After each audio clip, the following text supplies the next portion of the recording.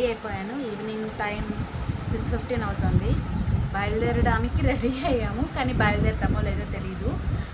ఎందుకంటే వర్షం పడింది, 4కి అలా పడింది. సో మళ్ళీ నైట్ బెంగళూరులో వర్షం ఉందేమో అనేసి ఆలోచిస్తూ ఉన్నామన్నమాట. ఇప్పుడే బయలుదేరదామా లేదంటే రేపు మార్నింగ్ ఎర్లీగా బయలుదేరదామని. రేపు ఆఫ్టర్నూన్ అలా కూడా వెళ్ళొచ్చు, కానీ మార్నింగే వెళ్ళిపోతే మాకు పనులు అవి చేసుకోవడానికి మండేకి మళ్ళీ సెటరేట్ అవ్వడానికి మెయిన్గా మైండ్ సెటరేట్ అవ్వడానికి టైం కుదురుతుంది. సో అందుకని చూస్తున్నాం. నేనైతే ఇప్పుడే వెళ్దామంటున్నా, ఎందుకంటే ఇప్పుడైతే ఇంకా హ్యాపీ. నైట్కి వెళ్ళగానే పడుకునేస్తాం కదా, సో మార్నింగ్ లేసి మన వర్క్స్ మనం చేసుకోవచ్చు అని. చూడాలి, మా హస్బెండ్ క్రికెట్కి వెళ్ళాడు. తను వచ్చిన తర్వాత ఇప్పుడే బయలుదేరుతామా లేకపోతే రేపు మార్నింగ్ బయలుదేరుతామా అనేది తెలుస్తుంది అనమాట. ప్రస్తుతానికైతే నేను రెడీ అయిపోయాను. పిల్లలు కూడా స్నానం అంతా అయిపోయి రెడీగా ఉన్నారనమాట. నేను వస్తే జస్ట్ కన్ఫర్మ్ చేసుకొని బయలుదేరడమే. నా అవుట్ఫిట్ చూపిస్తాను, 1 minute. ఇది నా డ్రెస్ ఇక్కడ ఫుల్గా కింద వరకు కవర్ చేయలేకపోతున్నాను. బట్ ఇదైతే ఫుల్ లెంత్ కుర్తీ అనమాట.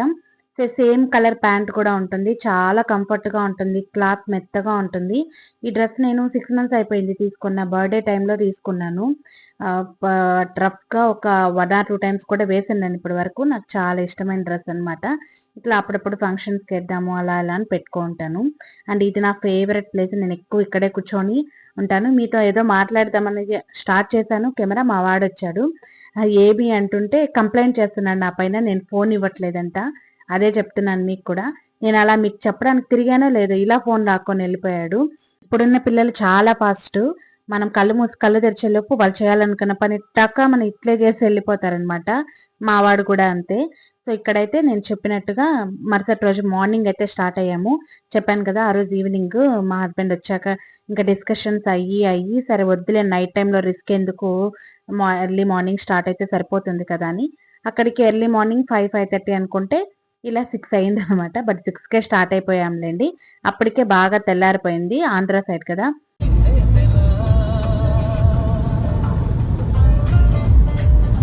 నాకు జర్నీస్ చేయడం అంటే చాలా ఇష్టము. మీలో ఎంతమందికి జర్నీ చేయడం అంటే ఇష్టము, లేదా ఇష్టం లేదో కూడా నాకు కమెంట్ చేయండి. దట్టు నాకు ఒక ప్లేస్కి వెళ్ళేదానికన్నా కూడా ఈ విధంగా కార్లో వెళ్తూ పాటలు వింటూ ఎంజాయ్ చేస్తూ లాంగ్గా ఎక్కడికైనా వెళ్ళాలంటే నాకు చాలా చాలా ఇష్టము. సో ఇదండి యాక్చువల్గా నేను పెట్టిన థంబ్నెయిల్కి. మా ఇల్లు చూసారా ఎంత గందరగోళంగా ఉందో. సో ప్రాబ్లం ఏంటంటే నల్లులు ఎక్కువైపోయాయి. నేను ఇంతకు ముందు వీడియోస్లో కూడా చెప్పాను చూడండి. సో నల్లులు ఎక్కువైపోయాయి, మాకు ఏం చేయాలో కూడా అర్థం కావట్లేదు. అందుకనేసి మేము ఆంధ్రాకి వెళ్ళాం కదా, అక్కడ మేము పెస్టిసైడ్స్ షాప్లో అక్కడ మందు తీసుకున్నాము. బట్ కాస్ట్ ఎక్కువ, 5,000 అయింది ఆ మందు. సో అదంతా స్ప్రే చేస్తే తగ్గుతుందన్నారు. అందుకే ఇంత గందరగోళంగా ఉంది. అది స్ప్రే చేసిన తర్వాత 3 to 4 hours అస్సలు ఉండకూడదని చెప్పారు వాళ్ళు. ఇంకేం చేయాలో తెలియక అక్కడ అంతా ఇంట్లో అంతా స్ప్రే చేసేసి తర్వాత ఇలా బయట వచ్చామన్నమాట. ఇంకా ఫుడ్ అప్పటికే టైం 4:45 అయిపోయింది. మేము మార్నింగ్ 11:30కి స్టార్ట్ చేస్తే ఆ స్ప్రే అంతా కొట్టడం 3 rooms మాకు 4:30, 4:45, 4 అరౌండ్ అయ్యిందిలేండి. 4:30 కాదు, 4 అరౌండ్ అయింది. ఆ తర్వాత పిల్లలు వచ్చిన తర్వాత వాళ్ళని తొందరగా ఇంట్లో ఉండనివ్వకుండా డ్రెస్ చేంజ్ చేసి ట్యూషన్కి పంపించేసి అప్పుడు ఆ టైంలో మేము 4:45కి తినడానికి వచ్చాం.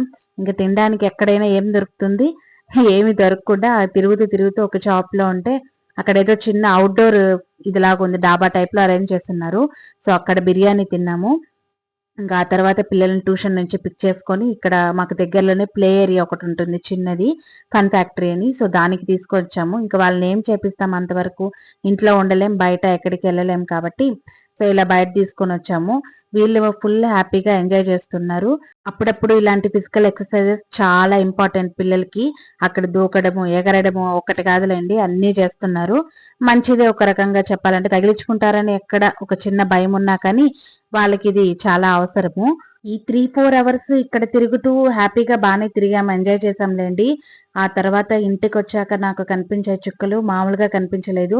ఎందుకంటే అవంతా క్లీన్ చేయాలి కదా. సో కంప్లీట్ గా స్ప్రే చేస్తున్నాం కదా, అదంతా వాటర్ గా కిందంతా ఫ్లోర్ పైన అయిపోయింది. ఇవన్నీ తీసుకెళ్లి ఎండకేయడము.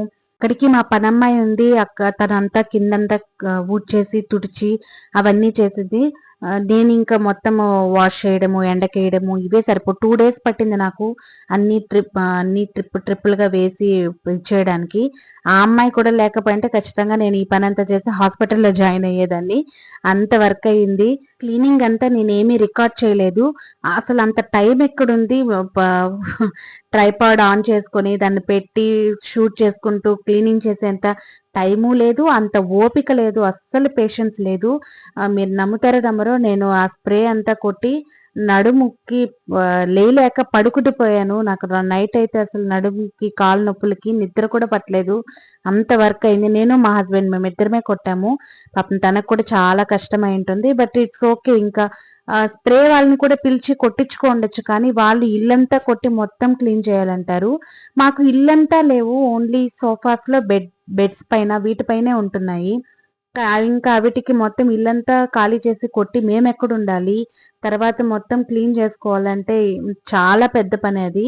సో, అందుకని ఈ స్ప్రేతో ట్రై చేస్తున్నాము. చూద్దాము ఎంతవరకు రిజల్ట్స్ వస్తుందో చూసి ఆ తర్వాత కావాలంటే పెస్ట్ వాళ్ళని పిలిపించుకుందాము అని డిసైడ్ అయ్యాము.